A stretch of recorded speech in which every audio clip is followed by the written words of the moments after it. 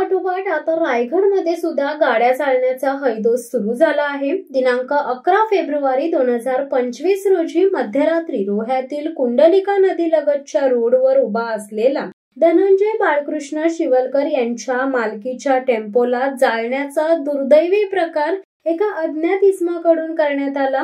गाडी जाळण्याचा हा प्रकार रोह्यात पहिल्यांदाच घडला असल्याने स्थानिक पोलिसांसमोर नवीन मोठे आव्हान उभे राहिले।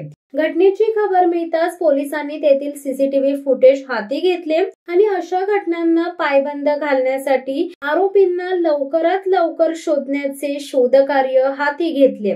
टेम्पो मालक व स्थानिकांचे आरोपींना लवकरात लवकर पकडून अशा प्रकारच्या घटनांना कायम बंदोबस्त करण्यासाठी साकडे घालण्यात आले आहे।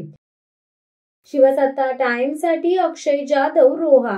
दे धडक बेधडक वृत्त देणाऱ्या आपल्या शिवसत्ता टाइम्स न्यूज चॅनलला लाल बटन दाबून सबस्क्राईब करा आणि बेल आयकॉनला क्लिक करायला विसरू नका।